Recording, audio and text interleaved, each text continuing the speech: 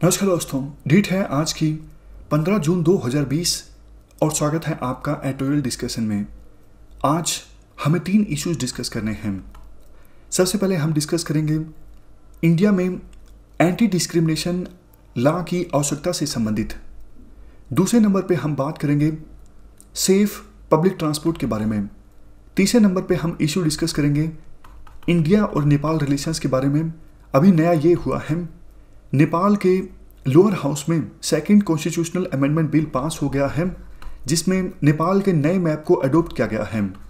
Discuss करेंगे इस issue को। चलिए डिस्कशन स्टार्ट करते हैं।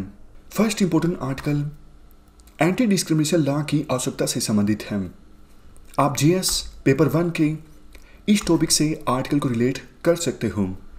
देखो, हमारे समाज का इतिहास रहा है पास्ट में जाति के नाम पर, धर्म के नाम पर, एथनिसिटी के नाम पर, कलर के नाम पर, सेक्स के नाम पर या फिर किसी दूसरी आइडेंटिटी के आधार पर कुछ लोगों के साथ डिस्क्रिमिनेशन यानी भेदभाव होता रहा है। जब देश आज़ाद हुआ 1947 में संविधान बना। संविधान में आर्टिकल 15 में यह प्रोविजन किया गया, किसी भी पर्सन के साथ धर्म के नाम पर, रेस के नाम पर, कास्ट के नाम पर, सेक्स के नाम पर, प्लेस ऑफ बर्थ के नाम पर किसी प्रकार का कोई डिस्क्रिमिनेशन यानी भेदभाव नहीं हो सकता। बट देखो, क्वेश्चन ये उठता है, इस आर्टिकल का संविधान में प्रोविजन करने के बाद क्या हम हमारे समाज से डिस्क्रिमिनेशन यानी भेदभाव को पूरी तरह से खत्म कर पाए हैं या फिर नहीं कर पाए हैं? इसका आंसर है नो। देखो, डिस्क्रिमिनेशन पहले के अपेक्षाकृत काफी ज्यादा कम हुआ है। अगर हम कंपेयर करें आज़ादी से पहले की सिचुएशन को और आज़ादी के बाद की सिचुएशन को यानी अभी की सिचुएशन को, तो काफ़ी डिफरेंस आया है। लेकिन यह कहना सही नहीं होगा कि डिस्क्रिमिनेशन अब पूरी तरह से ख़त्म हो गया है। काफ़ी बार डिस्क्रिमिनेशन ओवर्ट फॉर्म में नहीं देखने को मिलता, मतलब पॉलिसीज में नहीं देखने को मिलता, लेकिन ऑपरेशंस में देखने को मिलता है। एग्जाम्पल्स हम डिस्कस करेंगे, लेकिन पहले बात करते हैं कि किस कंटेक्स्ट में राइटर ने ये आर्टिकल लिखा है। हाल ही में क्या हुआ, डेरेन समी, ये क्रिकेट प्लेयर हैं, वेस्ट इंडीज के लिए खेलते हैं और आईपीएल में भी खेलते हैं। इन्होंने आरोप लगाया कि जब मैं आईपीएल में खेलता था तो मेरे साथी खिलाड़ी मुझे कालू कह के बुलाते थे। तब मुझे कालू का मतलब नहीं पता था, लेकिन अब मुझे कालू का मतलब पता लगा है तो मुझे काफी ज्यादा दुख हुआ है।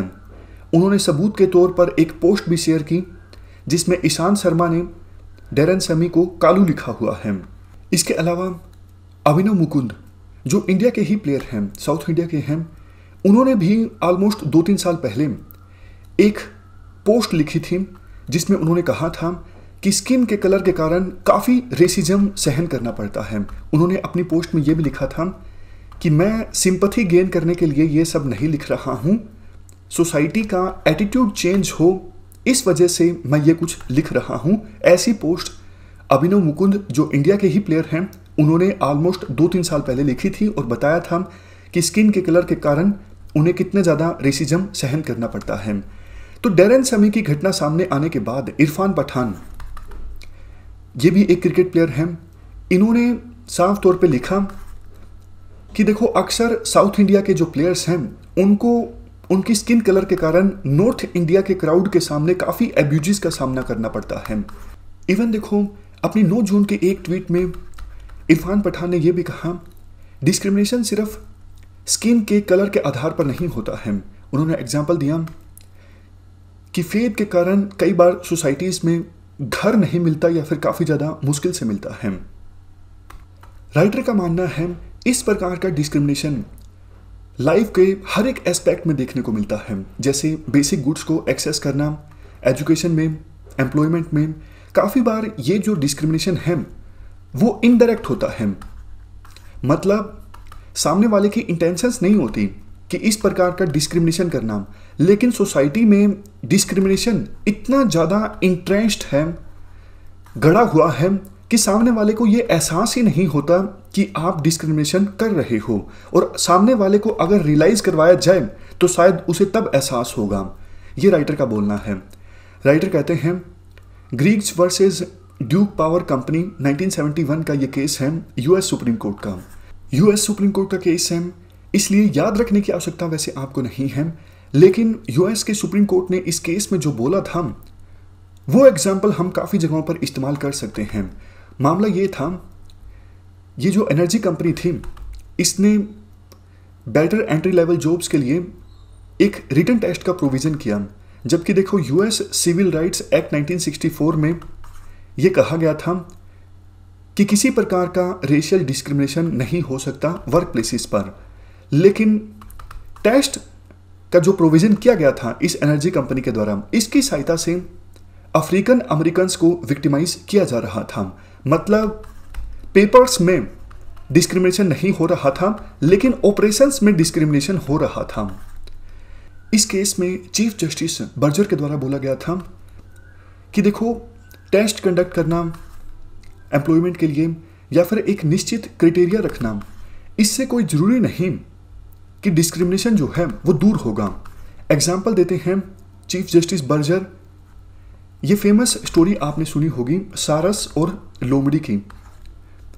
लोमड़ी शुरुआत में सारस को इनवाइट करते हैं एक पार्टी के लिए, जिसमें वो दूध परोसते हैं सारस को एक प्लेट में। अब प्लेट में आप दूध परोसोगे तो सारस दूध को नहीं पी पाएगा। उसके बाद सारस ने लोमड़ी को इनवाइट किया पार्टी के लिए, तो सारस ने भी दूध को परोसा एक इस प्रकार की सुराही में, तो सुराही में लोमड़ी दूध नहीं पी पाएगी। तो कहने का मतलब ये है, ओवरटली काफ़ी बार डिस्क्रिमिनेशन नहीं होता है। इस केस में देखो, दूध दोनों को परोसा गया एक दूसरे ने, लेकिन बर्तन ये तय कर रहा था कि डिस्क्रिमिनेशन होगा या फिर नहीं होगा। उसी प्रकार से अगर आप ये सुनिश्चित करना चाहते हो कि किसी के साथ भी डिस्क्रिमिनेशन ना हो, तो आपको बर्तन का चुनाव सही ढंग से करना होगा, तभी आप ये सुनिश्चित कर सकते हो। इसके बाद राइटर के द्वारा कहा जाता है, बहुत बार देखो आर्टिकल 15 के सामने आर्टिकल 19 आ जाता है। कैसे? आर्टिकल 15 तो आपको पता है, धर्म के नाम पर और कुछ दूसरी आइडेंटिटीज़ के नाम पर किसी के साथ भी डिस्क्रिमिनेशन और भेदभाव नहीं हो सकता। आर्टिकल 19 में देखो काफ़ी सारे राइट्स हैं और उन्हीं में से एक है राइट टू एसोसिएट। मतलब आप अपनी मर्जी के साथ किसी के साथ एसोसिएट हो सकते हो। तो मान लीजिए ये कोई सोसाइटी है, इस सोसाइटी में कोई पर्सन घर लेने के लिए जाता है, लेकिन सोसाइटी वाले मना कर देते हैं, हम आपको घर नहीं दे सकते क्योंकि आपका धर्म कुछ स्पेसिफिक है, हम सिर्फ इसी धर्म के लोगों को इस सोसाइटी में रहने के लिए घर देते हैं। तो वैसे तो देखो ये साफ तौर पे आर्टिकल 15 का उल्लंघन है, लेकिन सोसाइटी वालों को कहना है हमारे पास आर्टिकल 19 है, हम अपनी मर्जी के साथ किसी के साथ भी एसोसिएट हो सकते हैं, हम हमारी सोसाइटी में सिर्फ इस धर्म के लोगों के साथ रहना चाहते हैं, इसलिए ये हमारा आर्टिकल 19 है, उसी के आधार पर हम आपको मना कर रहे हैं, हम आपको घर नहीं देंगे। इसी प्रकार का एक केस सुप्रीम कोर्ट के सामने गया था, Zoroastrian cooperative housing society versus district registrar cooperative societies and others. इस केस में जो पारसी लोग थे वो अपनी इस कोऑपरेटिव सोसाइटी में दूसरे धर्म के लोगों को घर देने से मना कर रहे थे। तो मामला गया सुप्रीम कोर्ट में और सुप्रीम कोर्ट ने इसे जायज़ ठहराया। आर्टिकल 19 के आधार पर सुप्रीम कोर्ट ने माना कि हाउसिंग सोसाइटी वालों के पास में राइट टू एसोसिएट है, वो अपनी मर्जी के लोगों के साथ रह सकते हैं। लेकिन देखो सुप्रीम कोर्ट की ये जजमेंट सही नहीं थी, ऐसा राइटर का मानना है, क्योंकि आर्टिकल 15 में ये साफ तौर पर लिखा हुआ है, यहां पर देखो आप, access to shops, public restaurants, hotels, places of public entertainment. मतलब इनमें से किसी भी जगह पर religion, race, caste, sex, place of birth के नाम पर एक्सेस को डिनाई नहीं किया जा सकता। ये शॉप वर्ड जो है ये अपने आप में एक बहुत बड़ा वर्ड है। राइटर के अनुसार शॉप का मतलब होता है कोई भी इकोनॉमिक एक्टिविटी, तो घर परचेज करना ये भी एक इकोनॉमिक एक्टिविटी है। आप धर्म के नाम पर किसी को घर देने से मना कर रहे हो तो ये साफ तौर पर आर्टिकल 15 का उल्लंघन है, राइट टू इक्वालिटी के अगेंस्ट है। सुप्रीम कोर्ट को इसे भी कंसिडर करना चाहिए था। लास्ट में राइटर के द्वारा ये बात बोली जाती है, हमारे देश में देखो संविधान में तो प्रोविजन है बट कोई कॉम्प्रिहेंसिव लेजिस्लेशन नहीं है इक्वालिटी के लिए, जबकि साउथ अफ्रीका में संविधान में प्रोविजन के बाद एक लॉ है, एक कानून है बहुत बड़ा, जो कि हर एक प्रकार के डिस्क्रिमिनेशन को प्रोहिबिट करता है, प्रतिबंध लगाता है हर एक तरह के डिस्क्रिमिनेशन पर। तो हमारे देश में भी आवश्यकता है इस प्रकार का कोई कानून आना चाहिए। सिर्फ संविधान में प्रोविजन करने से काम नहीं चलेगा। शशि थरूर ने एक प्राइवेट मेंबर बिल इंट्रोड्यूस किया था 2017 में। शशि थरूर के अलावा centre for law and policy research एक थिंक टैंक है, इन्होंने भी एक equality bill last year draft किया था और रिलीज किया था। बट देखो क्वेश्चन ये उठता है, अगर इस प्रकार का एक्ट कोई बन भी जाता है, कॉम्प्रिहेंसिव एक्ट इक्वालिटी को प्रमोट करने के लिए, तो क्या इससे ऑपरेशंस में जो काफी बार डिस्क्रिमिनेशन होता है वो पूरी तरह से खत्म हो जाएगा? इसका आंसर है नो। जब तक देखो समाज में जन चेतना नहीं आती है, सब लोग जागरूक नहीं होते हैं कि इस प्रकार का कोई भी डिस्क्रिमिनेशन बंद होना चाहिए, तब तक हमारे समाज में डिस्क्रिमिनेशन होना पूरी तरह से बंद नहीं होगा।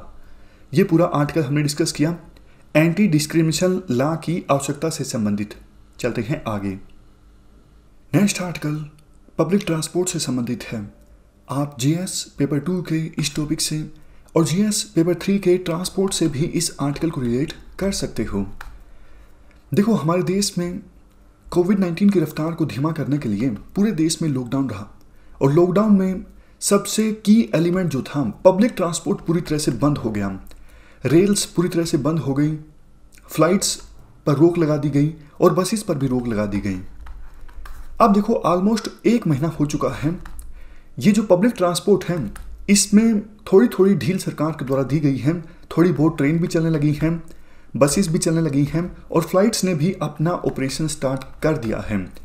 हालांकि पब्लिक ट्रांसपोर्ट पूरी कैपेसिटी के साथ फिलहाल चलना स्टार्ट नहीं हुआ है। जैसे दिल्ली मेट्रो स्टार्ट नहीं हुई है अभी, मुंबई की लोकल ट्रेन्स स्टार्ट नहीं हुई हैं, इवन फ्लाइट्स, रेल्स, बसेस ये भी अपनी पूरी कैपेसिटी के साथ नहीं चल रही हैं। भीड़ भी ज़्यादा नहीं है। देखो एक्चुअल में ना सिर्फ सरकार डर रही है पूरा पब्लिक ट्रांसपोर्ट चलाने में, बल्कि जनता भी डर रही है। ओपिनियन सर्वेस के आधार पर सेफली ये कहा जा सकता है, इवन पब्लिक ट्रांसपोर्ट पूरी कैपेसिटी से चलने भी लगे तो उनमें भीड़ नहीं देखने को मिलेगी, क्योंकि लोगों में अभी डर है। कहीं बस में जाएंगे, दिल्ली मेट्रो में जाएंगे, मुंबई की लोकल में जाएंगे तो वायरस का इन्फेक्शन ना हो जाए, हमारी बॉडीज में वायरस का ट्रांसमिशन ना हो जाए। इस डर को निकालना बहुत ज़्यादा जरूरी है। सेफ प्रैक्टिसेस को अपनाना बहुत ज़्यादा जरूरी है। अदरवाइज तो देखो लोग ट्रांसपोर्ट पर्पजेस के लिए अपने पर्सनल व्हीकल का इस्तेमाल करना ज़्यादा उचित समझेंगे। इससे रोड्स पर कंजेशन काफ़ी ज़्यादा बढ़ेगा, इससे एक्सीडेंट्स ज़्यादा होंगे, पोल्यूशन का एमिशन ज़्यादा होगा। तो लोगों का जो ट्रस्ट है वो डेवलप करना जरूरी है कि पब्लिक ट्रांसपोर्ट का सहारा आप लोगे तो ट्रांसमिशन का खतरा बहुत ज़्यादा कम है। और ये ट्रस्ट कैसे डेवलप किया जा सकता है? बेस्ट प्रैक्टिसेस को अपना के। हाल ही में MIT की एक रिपोर्ट पब्लिश हुई जिसमें कहा गया न्यूयॉर्क में कोरोना वायरस के ज़्यादा केसेस सामने आए, इसके लिए शायद सबवे जिम्मेदार है। सबवे मतलब न्यूयॉर्क की मेट्रो। देखो वैसे ज़्यादा साइंटिस्ट ने रिसर्च की नहीं है कि पब्लिक ट्रांसपोर्ट से ट्रांसमिशन कितना ज़्यादा फैल सकता है, बट थोड़ी बहुत जो रिसर्च हुई है, जैसे देखो चाइना और कोरिया से कॉन्टैक्ट ट्रेसिंग का जो डेटा इकट्ठा किया गया और उसके आधार पर यह एनालाइज किया गया कि आउटडोर में वायरस के ट्रांसमिशन की जो संभावना है काफ़ी कम है। ऑलमोस्ट 1000 में से सिर्फ 2 केसेस ऐसे सामने आए चाइना में कि आउटडोर इन्फेक्शन देखने को मिला।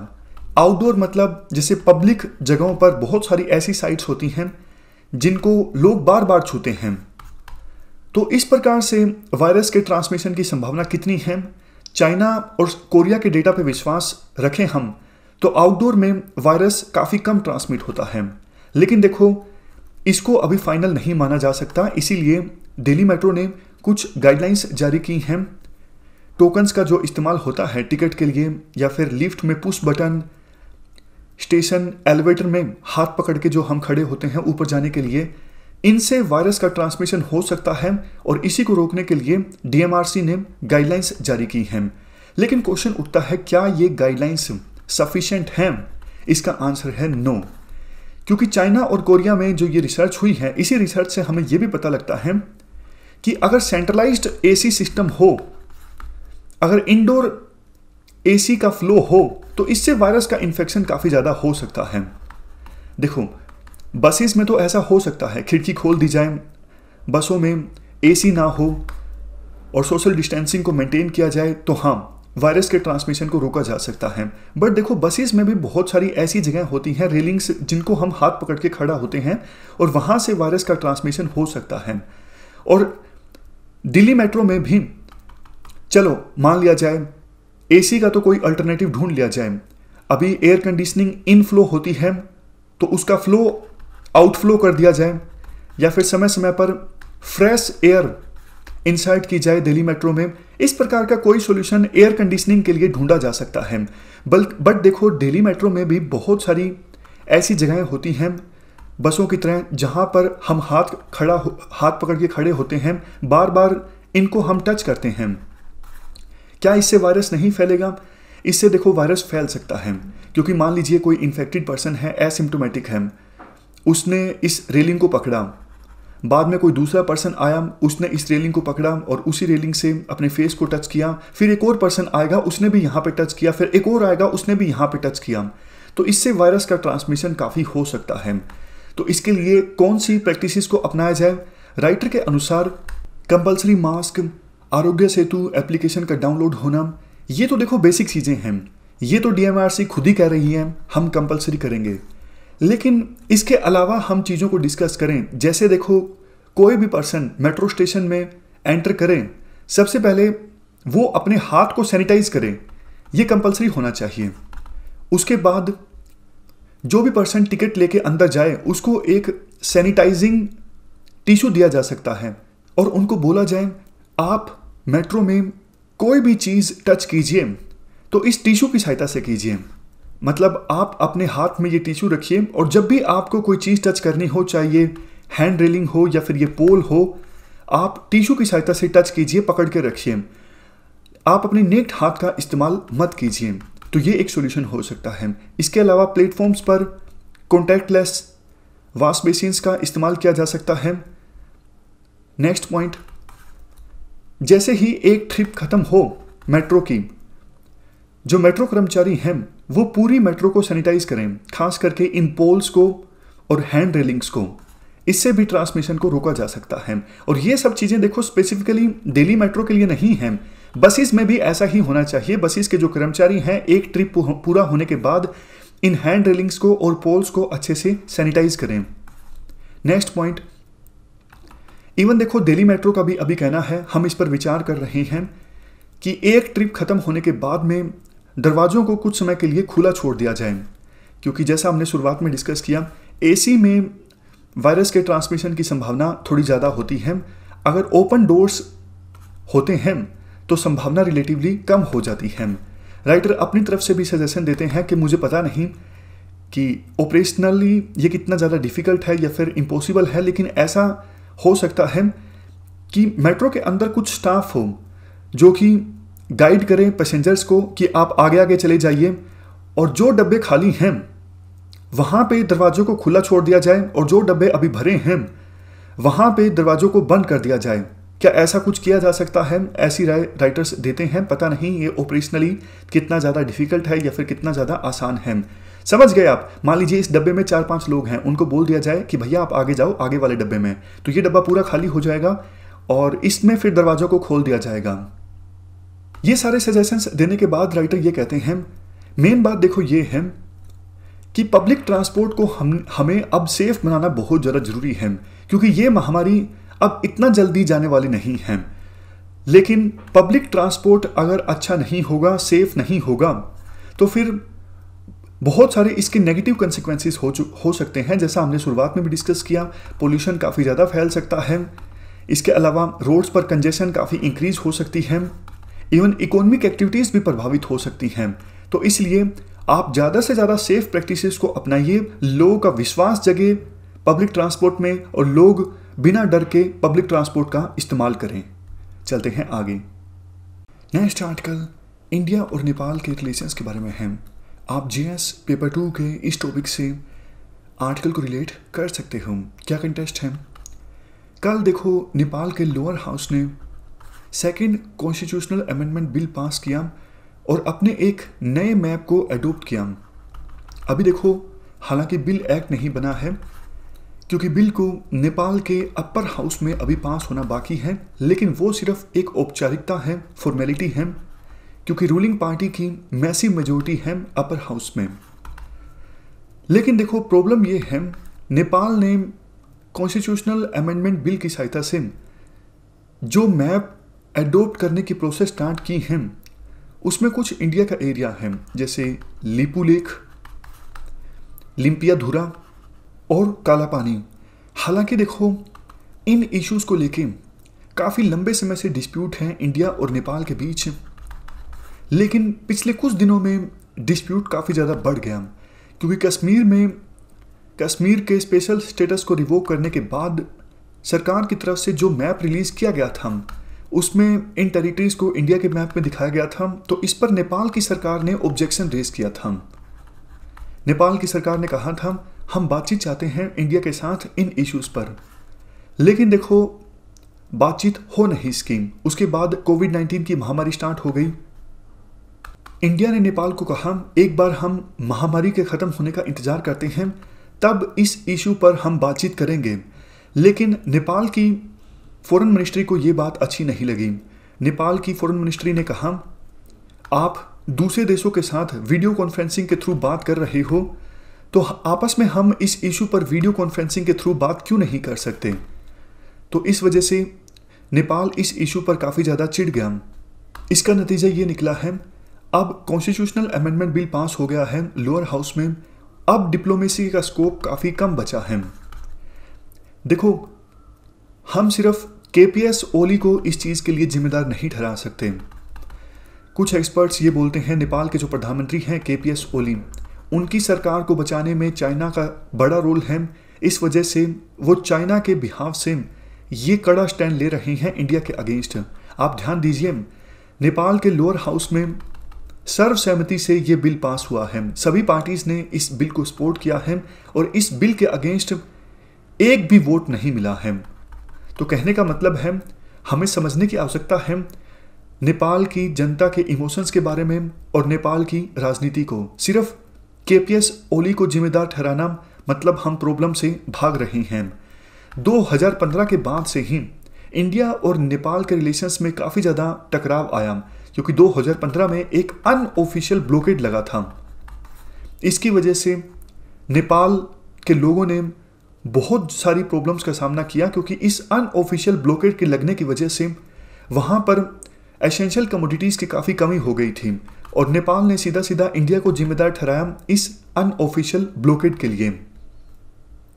अब देखो जब ये बिल पास हो रहा था नेपाल के लोअर हाउस में, उससे पहले डिबेट्स जो हुई, उन डिबेट्स में बहुत सारे लोगों ने ये कहा नेपाल के राजाओं ने आज़ादी के बाद यानी मोनार्की ने जो ह्यूमिलिएशन वाले एग्रीमेंट्स साइन किए थे उनको हम रिवर्स करने का काम कर रहे हैं, हम अपनी सोवरेनिटी को असर्ट कर रहे हैं इस बिल को पास करके। ये नेपाल के लिए एक ऐतिहासिक दिन है। हो सकता है इस बिल के पास होने के बाद हमें कुछ प्रॉब्लम्स का सामना करना पड़े। उनका इशारा साफ तौर पर इंडिया की तरफ था कि इंडिया अगर कुछ एक्शन लेता है इस बिल के पास होने के बाद तो उसका सामना करने के लिए हम तैयार हैं। लेकिन देखो इंडिया को अब इस प्रकार के किसी भी एक्शन से बचना चाहिए, बात होनी चाहिए तो सिर्फ और सिर्फ डिप्लोमेटिक लेवल पर। बट प्रॉब्लम ये है अब चूंकि नेपाल के संविधान में ये नया मैप अडोप्ट कर लिया है तो नेपाल के लीडर्स के अगेंस्ट नेपाल के लीडर्स के अनुसार फॉरेन सेक्रेटरी लेवल पर अब बातचीत नहीं हो सकती, क्योंकि उनके पास पावर नहीं है संविधान को चेंज करने की। अब बातचीत होगी सिर्फ पॉलिटिकल लेवल पर, यानी पॉलिटिकल लीडर्स अब आपस में बात करेंगे इस इशू को रिजोल्व करने के लिए। देखो पास्ट में दोनों देशों के जो टाइज हैं बहुत ही ज़्यादा अच्छे रहे हैं। जैसा हमने पास्ट में भी डिस्कस किया है, दोनों देश रिलीजन को शेयर करते हैं, ज्योग्राफी को शेयर करते हैं, हिस्ट्री को शेयर करते हैं। तो इस प्रकार से एक बाउंड्री डिस्प्यूट की वजह से रिश्तों में इतना ज़्यादा टकराव आना काफ़ी ज़्यादा दुखद है। हाल ही में बाउंड्री पर एक घटना हुई, नेपाल की तरफ से नेपाल के जो पुलिसमैन हैं उन्होंने फायरिंग की और हमारे एक सिविलियन की डेथ हो गई। कुछ लोग घायल हो गए। इस घटना के बाद दोनों देशों की अथॉरिटीज हरकत में आई और उस इशू को आगे बढ़ने से रोका गया। अगर देखो यही फुर्ती पहले दिखाई जाती और डिप्लोमेटिक लेवल पे बात अगर हो जाती तो शायद इस पॉइंट पर आज हम ना पहुंचते कि नेपाल के संविधान में नए मैप को अडॉप्ट किया जा रहा है। तो ये पूरा आर्टिकल हमने डिस्कस किया इंडिया नेपाल रिलेशंस के बारे में। ये थी हमारी आज की डिस्कशन। आज हमने 3 इश्यूज को डिस्कस किया। फिलहाल इस डिस्कशन में इतना ही है। Thank you very much for discussion.